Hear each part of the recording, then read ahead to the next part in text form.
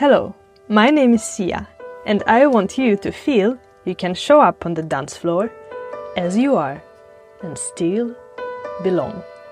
I'm doing that through hosting this podcast series, and you are part of making it happen.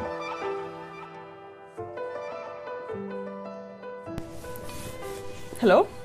Hello. I'm happy to sit here in SSS teacher's room or whatever, staff. We call it the office. The office. The office. Sounds better. It's kind of a teacher's room, yes. Yeah, the storage room as well. And after your lesson, you found time to record an episode with me? Exactly. Doing everything all at once. All at once. You'll be DJing Busy soon. life. Yeah, exactly. And I'm going to DJ after this one. Because why not? Yeah, you have your dancing clothes on and still all the time. Dancing. Okay. Tell me what you want me and listeners to know about you as a dancer. Yeah, my name is Gio. Mm-hmm. I am 39 years old. Mm-hmm. I am from Italy and I've been living in Sweden for 17 years. Wow. And I've been dancing since I was 10 years old. Oh. So most part of my life. And yeah, it's my big passion. Mm. We'll go into that. But why did you move to Sweden? Probably everybody asks you this. Well, I have many answers for that questions. Give me one. Of course, when I started dancing, I was dancing boogie-woogie, and we compete a lot and we travel all around Europe. Mm-hmm. And from traveling, I met many Swedish dancers. Okay. And then I started thinking, Sweden is a good country for dancing and it's very liberal. So when it was the time to pick a city for my master at university, I decided to move to Stockholm. And that's exactly what I did. And once I moved here, I met so many dancers. I was in the dancing community, like dancing every week. Yeah. And never miss once a social dance. And you still do? And I still do it, yes. Wow, that's impressive. Where in Italy were you born? I'm from this island called Sardinia. Okay. Huh? There was already swing dancing when I was living there and still today, and the scene is growing. Oh, wow, happy to hear that. Cool, thank you for giving a very condensed version of your life story. Thank you for sharing that. Okay. Back to the more dance-related questions, even though everything is dance-related here in this room. Why do you dance? Yeah, that's a very good question, and thank you for asking me because I had to think about it. As I said, I started dancing when I was 10 years old, so at that time I didn't know much. I didn't know what swing dancing was. I just love it from the beginning. It's music. That it comes organically, that make me want to move. And I also like the movement itself, regardless of the music. I like the movement into my body. And it's something I cannot do without. So I remember when it was the pandemic and you could not dance with a partner. Yeah. Then I stopped dancing, but that was about maybe 1 month, and then I was like, I need to find a solution for this. This is not working for me. So I started dancing solo instead, and with a friend we were dancing on web camera in front of each other, and give each other feedback. So it's dancing is something I cannot do without, and I'm always thinking. One of the reasons I like dancing so much is because you never stop learning. And I really like to learn. And in dancing, there is no like one right way to do it. So even if you master like one movement, one theory, one value, then there is still many others way to do it. So you're never done.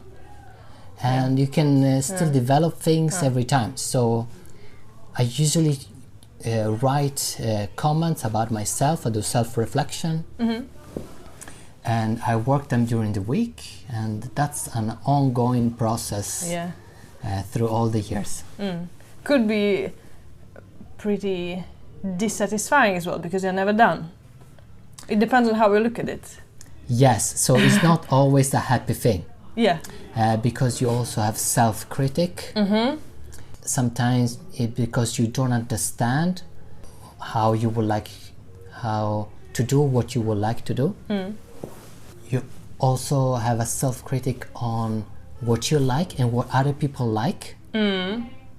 Sometimes it's not the same thing. And it's not the same thing, and also it's hard to know what other people like also, because it's not like we can have a survey of everybody. No. Did you like that move? And I did it this way. What did you think? No. Exactly. So that's why it's very complex. And also I struggle on how much I want to let other people influence my dance.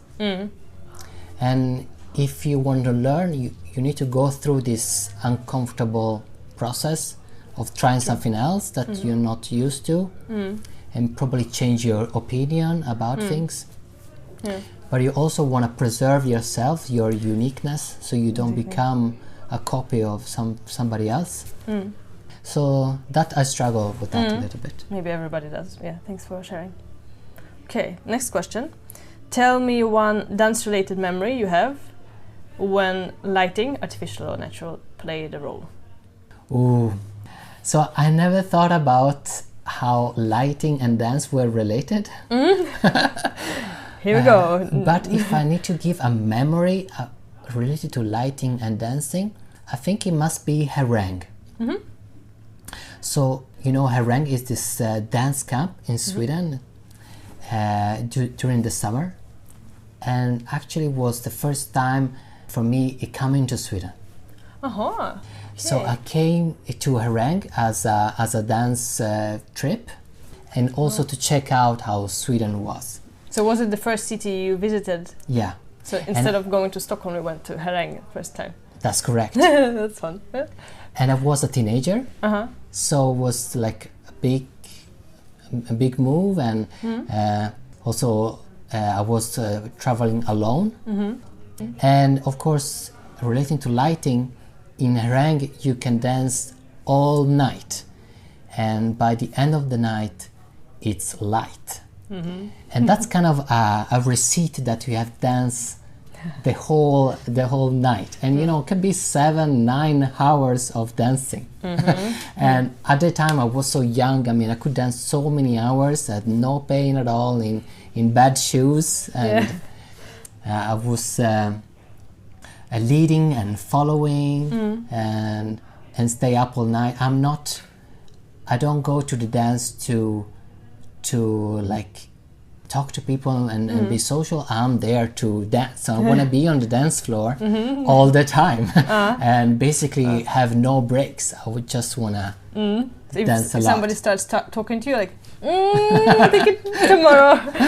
No, of course I talk to people as well. But I really enjoy to dance. Yeah, I really enjoy to dance. But now I think it's a bit different. For you? For me. And it's a bit different because at that time when I was a teenager in harangue, I really was doing a lot for fun, and I had a lot of fun in my dancing. And now as I grew as a dancer, I have more requirements for myself. I'm a better dancer, so I have more quality, reflect more on my dancing. Yeah. At that time, I was kind of a beginner, an intermediate, and I think that was the best time. Oh no, you cannot bring it back. That was the best time, because you don't have so much knowledge that I have now, and you can just enjoy. And when I look back, I think it was very important for me to have that period of my life that I didn't know much about the technique, about the dance, because I could develop my identity as a dancer, because it was actually what it came from me naturally, not from learning from classes. And the dance that I have now, I really am grateful that I had that moment in my life, and I can always pull back some movement, some ideas that I did when I was very young, and that's kind of original to me, that it just came out naturally from my mind, from dancing on the dance floor. Interesting, but also it makes me feel sad that you think that it was the best moment then, maybe it's not even a question, but maybe you can somehow bring this joy back, even being a better dancer. Yes, you're right. That still happens today on the dance floor when you have. But I feel that today you have so many more requirements. Yeah. That also you're come a with teacher, experience. people know you, they know, they maybe look at you. You cannot be totally just in your bubble, maybe. Yeah, that's also another aspect. Yes, I have kind of more, I feel more responsibility, more pressure on me. But I still love it. I mean, of course. with knowing more becomes also more kind of responsibility. Yeah, it's part of it. And more responsibilities. Yes, for the scene. Yeah. Exactly. That's just the way it is. Okay, moving on. What is your one truth about dancing that you wish more people knew? Yeah, so this is related from me being Italian.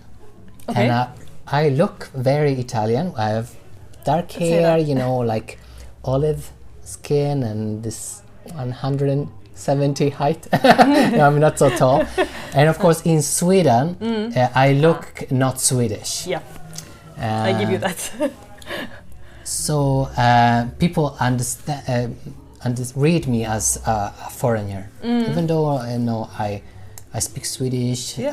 I pay taxes. Yeah, you've been here for so many years. Yeah, I have a Swedish passport. But also knowing that I'm from Italy, they also add many stereotypes of what Italian is. And I don't think that I matched all those stereotypes. For example, I'm not the kind of social person that wants to, go to buy bread and talk about my day instead of dancing. Yeah, or talk about myself with everybody. I'm more a kind of introvert. And I enjoy to be in my thoughts and think and reflect, and that's usually not matching the stereotype of the Italian. No. And we are 57 million Italians, so it's a very broad. Different. We are not the stereotype. No, they are very different kind of Italians. Of course. Yeah. Because I think, at least in Harang, it's so common to ask a person, "Oh, where are you from?" It's not so often, "Oh, where do you live?" Right. It's more where are you from. So then maybe that stereotype gets attached to you. Exactly. And they're like, well, okay, why so? But you also have a Swedish nationality, so you can always play with it and choose what you say. Exactly. I can say that I'm Swedish, but people even don't believe me. No. My appearance, okay. It's hard to mask. Yeah. But you don't need to mask it. No. No, I'm very proud. I really love Italy, and still family lives there. I really enjoy talking in Italian, and we have great things. It's just we are not the stereotype. No, and everybody. I mean, I've heard so many stereotypes connected to my origin and different people also. I noticed that they're all different. I think we all notice that, but it's so easy that we think something, especially about the culture we don't know so much about. Exactly. We maybe should know more about this person. And not have so much. Not like, pizza, pasta. No. Exactly. Okay, thank you for sharing that. Now I'll ask you a question from the previous guest that you don't know. Let's try. It's a tricky one. Yes. What it is. Have you ever tried to not move at all when you listen to some really, really swinging music that's really so perfect, like dance music, that the groove is so powerful, but then to just sit absolutely still, don't move a finger, a toe, or your tongue, nothing, just absorb the groove, not moving. Have you tried that? Interesting question. And interesting that was coming from a musician. Yeah. The answer is yes. And what I do instead when I listen to music not moving, I imagine dancing in my head. So it still comes through, but just in your head. In my head, exactly. So I imagine myself doing it. When I travel, I spend a lot of time on airplanes. And I cannot move much. No, well. I can move a little bit my feet, Yeah. but not so much other things. But I still think about dancing. And I think about it and write notes for myself. Maybe I can watch a video or just imagine. And I do that all mentally, yes. Okay. It's hard not to move at least something in your body, but I'm sure it's possible because, well... Yeah, if I can, I move a little bit my feet, but of course I'm sitting at that moment. And then you check your neighbor's reaction, and okay, they're not annoyed. Yeah, that I passed through that stage. I don't care. I have more important things to do. Okay, good. I'm happy for you. I'm not there yet. I'm still trying to read people's minds. Doesn't work. Never a good idea. Now you will ask a question to the next guest. So the question I would like to ask, how does social media affect the artistry of the dance scene, and in particularly yours? We did not have something like that in the podcast before, so I'm happy you brought that up. Because there's so much. So much. It I changes. Know. Cool. I'll need to think about it myself. And I'm curious to hear your answer, but I feel like I'm breaking the circle. Should be the next person answering that. But you're very active on social media, and I think it's fun. But maybe that's why you're also thinking about it. Yeah. Thank you so much. That's it. We are done. And now we can go DJ. Thank you for listening in. I do think it matters that we are bringing up different perspectives on social dancing and jazz in general. This is my way of making it more of an inclusive space where you and me feel like we belong. See you dancing.